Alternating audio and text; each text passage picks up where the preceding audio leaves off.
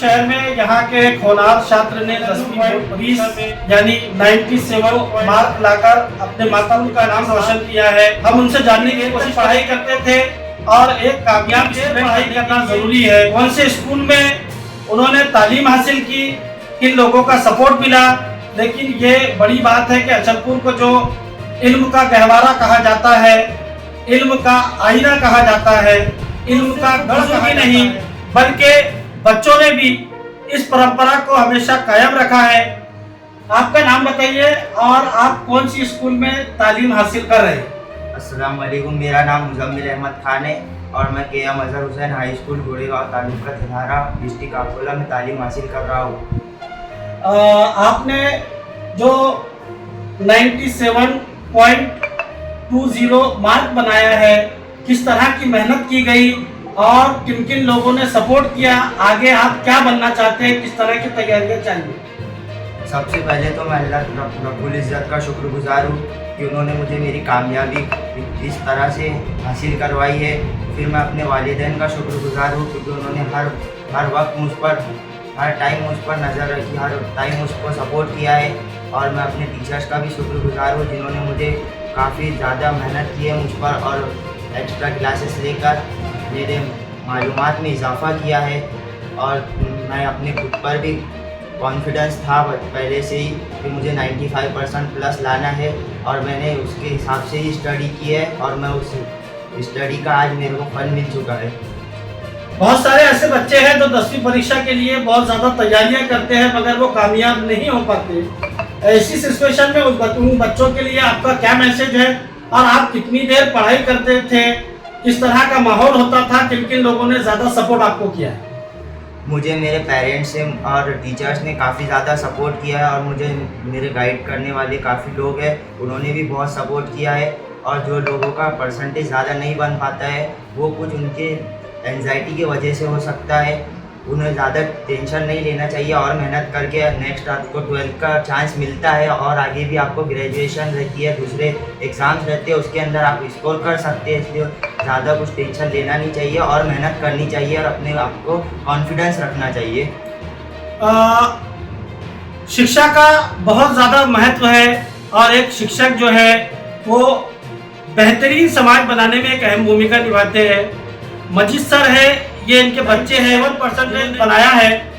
मजीद sir से हम जानने की कोशिश करेंगे कि इल्म जो है, शिक्षा जो है वो कितनी ज़रूरी है, उसके लिए किस तरह की मेहनतें की जानी चाहिए और ये बच्चे को भविष्य में वो क्या बनाना चाहते हैं, किस तरह की मेहनत वो कर रहे हैं। अस्सलाम वालेकुम। मैं ये बताऊं कि तालीम किसी की मीरास नहीं, जिसने मेहनत किया तालीम उसकी रहती है और तालीम के साथ साथ तरबियत बहुत ज़रूरी है।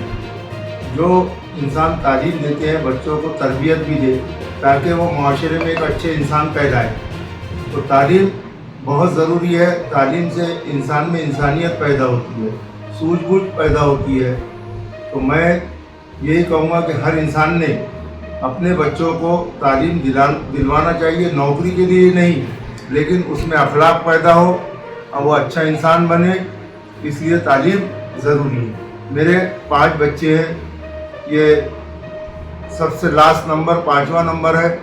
अल्लाह का करम है कि मेरे बड़े बेटे का भी 90% बना था, उससे छोटी बेटी का 94 बना था, उससे छोटी बेटी का 96 बना था, उससे छोटी वाली ने 94% बनाई थी और इसने 97.20 स्कोर किया। हालांकि हमें उम्मीद थी कि इसका 99 परसेंटेज तक नंबर जाएगा, लेकिन जो भी अल्लाह ने दिया उसका हम शुक्र अदा करते हैं। और मैं समाज से यही कहूँगा कि अपने बच्चों को तालीम दिलवाइए। मजीद सर शिक्षक है, इसलिए उनसे एक सवाल पूछना बनता है। बहुत सारे लोग ये सोचते हैं कि उर्दू से तालीम हासिल करने में आगे बच्चे जब MBBS, इंजीनियर, डॉक्टर और भी उच्च पदों के लिए जब जाते हैं तो कहीं ना कहीं उनके शिक्षा में कुछ रुकावटें होती हैं, ऐसा माना जाता है, ऐसा कहा जाता है।